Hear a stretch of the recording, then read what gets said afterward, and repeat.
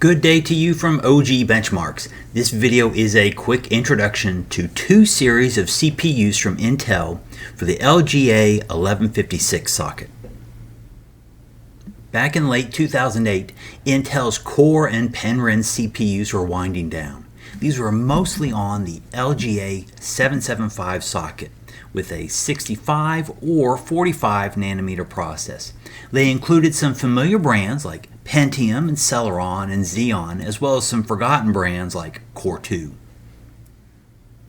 The new line of consumer processors from Intel in September 2009 were the Nehalem processors. These used a new socket, LGA 1156, and a 45 nanometer process. They introduced a couple new brands, i5 and i7. Within just a few months, January 2010, Intel would go on to release additional Nehalem processors for the LGA 1156 socket. These were different. They had a 32 nanometer process. They included Celeron, Pentium, i5 and i3, and just one Xeon for good measure. These are technically Nehalem CPUs, but lots of folks refer to them as Westmere or the Nehalem refresh. These two groups of CPUs collectively define Intel's first generation of their new core lineup, a lineup that continues to this date in early 2021 as Intel is getting ready to release its 11th generation of the same group.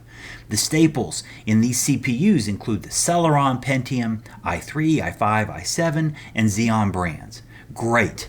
End of video, right? Well, not quite. Let's look at these CPUs a little bit closer.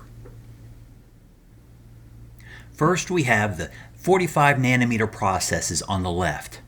The i5 models had 4 cores and no hyperthreading, so 4 threads. The i7 supported hyperthreading, so 4 cores and 8 threads. For years, this was Intel's go-to plan. i7 CPUs were 4 cores, 8 threads, and i5 CPUs were just 4 cores, 4 threads. This continued for several generations until the 8th gen Coffee Lake CPUs. That precedent for Coffee Lake goes all the way back to Nehalem. Both the i5 and i7 models had a TDP of 90 watts. How about the Westmere CPUs? Look over to the right. They were a bit different. The i5 models were just 2 cores, but they had hyperthreading enabled, so 4 threads. That's weird. Even weirder, that's exactly what the i3 CPUs were. They were 2 cores and 4 threads. Why would anyone pay extra for an i5? Well, the i5s did have turbo clocks enabled, while the i3s were stuck at their base clock. That's the only difference though. These i5s were weak. All the Westmere CPUs had a TDP of 73 watts. The Pentium and Celeron models were 2 core, 2 threads. For full disclosure, I'm leaving out some details here. There were some lower power designs. Both Nehalem and Westmere did include K-series CPUs for overclocking. This table does not comprise the full product list. I'm also just telling the story of the mainstream CPUs on the LGA 1156 socket. Nehalem CPUs do have other sockets. The bulk of the Nehalem and Westmere CPUs that regular folks bought, however, fit the profiles on this slide.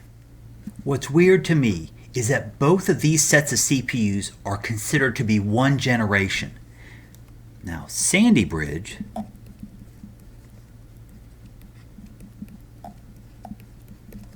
which didn't come out on the consumer end until May 2011, is hailed as second generation. That means Westmere is still first, maybe first and a half generation. Note that you need both Nehalem and Westmere to field the full team from i7 all the way down to Pentium and Celeron. The real standout here is the Westmere i5, with just 2 cores and 4 threads, an idea that would never be repeated again. As I criticize this Nehalem Westmere confusion, there is something very nice about these LGA 1156 CPUs. There are 4 LGA 1156 chipsets, and all 4 are compatible with all of the Nehalem Westmere CPUs. That includes everything from the Nehalem Xeons down to the Westmere Celeron. It's pretty nice. As I look at benchmarking these different CPUs, I can get just one motherboard. It's all right by me. In later years, early chipsets for an Intel socket were normally not compatible with later CPUs, or at least required a BIOS update. Well, that's everything I have to say about these LGA 1156 CPUs. I don't know if you consider Nehalem and Westmere to be the same generation or not, but Intel's stance seems to be that they are. Thank you for watching. I hope you learned something or were moderately entertained. Please subscribe, like, or leave a comment. Feel free to leave a vote on how Westmere fits in Intel's hierarchy in your opinion. Take care.